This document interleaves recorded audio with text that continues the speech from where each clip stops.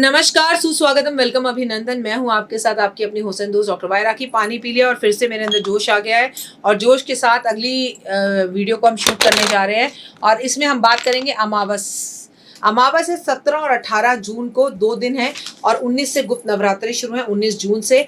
तो हम आपसे अमावस के बारे में बताएंगे। अमावस की तिथि जो है वो हमारे पितरों को समर्पित है। अमावस की तिथि से लोग डरते हैं, अमावस की तिथि को लोग गलत समझते हैं।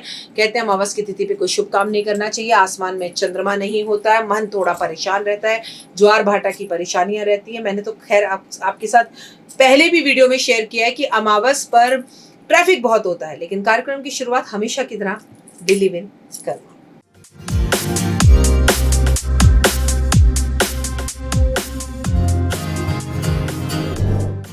तो इस बार 2023 17 और 18 जून को अमावस है। एक दिन पितृ अमावस है, एक दिन स्नान अमावस है, एक दिन दान करना है, एक दिन पितरों के लिए तर्पण छोड़ना है। हिंदू सभ्यता संस्कृति में अमावस का बहुत ज्यादा महत्व है। अमावस के दिन सुबह जल्दी उठने के बाद सूर्य देव को प्रणाम करना चाहिए और पूरे घर को शुद्ध करना चाहिए। पितरों के लिए पितृ तर्पण छोड़ना चाहिए। अमावस के दिन हमें श्रीमद् भागवत गीता का पाठ करना चाहिए या फिर सुनना चाहिए।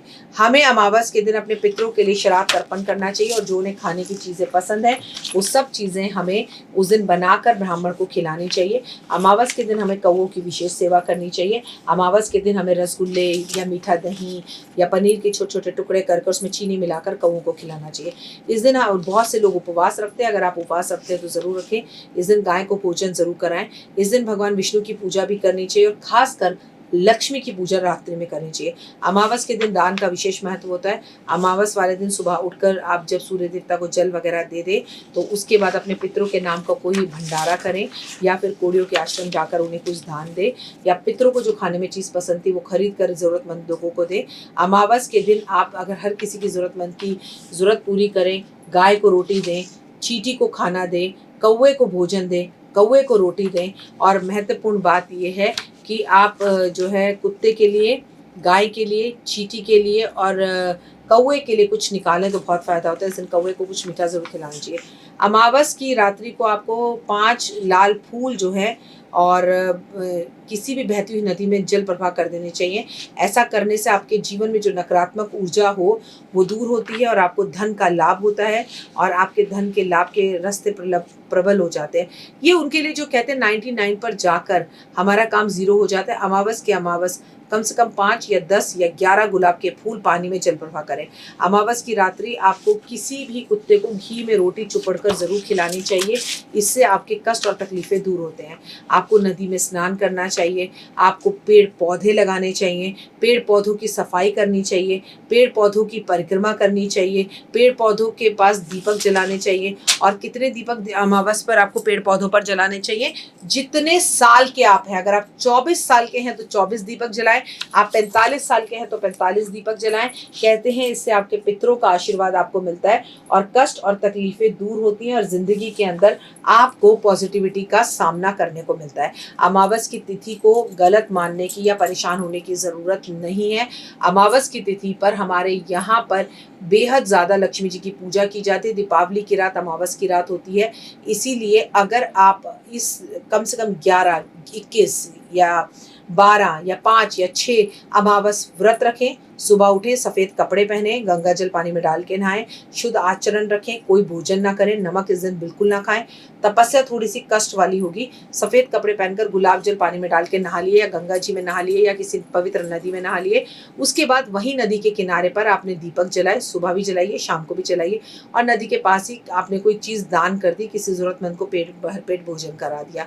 उसके बाद आपने पूरे घर की सफाई करी, घर का आंगन धोया। घर को नीट एंड क्लीन करने के बाद आपको करना क्या है?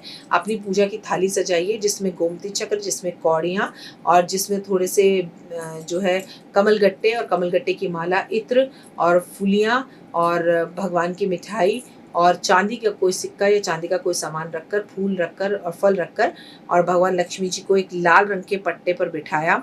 उस पर लक्ष्मी विष्णु को बिठाया, उनको जो है नमस्कार किया, उनके चरण धुलाए, उनके माथे पर तिलक लगाया और तिलक लगाकर भगवान से ये कामना करी कि हे प्रभु, हे परमपिता परमात्मा, हमारी रक्षा करो और हमें लक्ष्मी की असीम कृपा चाहिए। लक्ष्मी सहस्त्र नाम का पाठ लक्ष्मी जो है करक धारा स्तोत्र का पाठ और लक्ष्मी अष्टम का पाठ, ये कुछ पाठ है। विष्णु सहस्त्र नाम का पाठ अगर आप करते हैं तो लक्ष्मी की असीम कृपा आप पर होती है और इतना धन आता है जितना आपने सपने में भी नहीं सोचा होता, और इससे आपको काफ़ी लाभ होता है।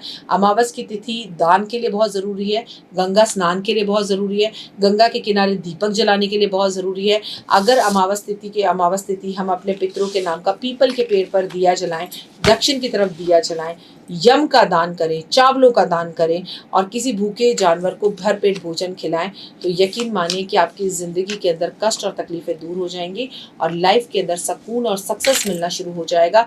आपकी लाइफ का जो रास्ता है वो थोड़ा थोड़ा स्लो चलेगा, लेकिन अमावस की तिथि पर अपने पितरों को याद करना, उनके लिए गीता का पाठ करना, उनकी तस्वीर पर फूलों की माला अर्पण करना, दीपक जलाना, उनके सामने दीपक जलाना, अगरबत्ती जलाना और बाहर जाकर पितरों के नाम का दीपक जलाना, ये सब कुछ चंद ऐसे काम हैं जो आपकी लाइफ के अंदर बहुत ज़्यादा फ़र्क ला कर दे सकते हैं।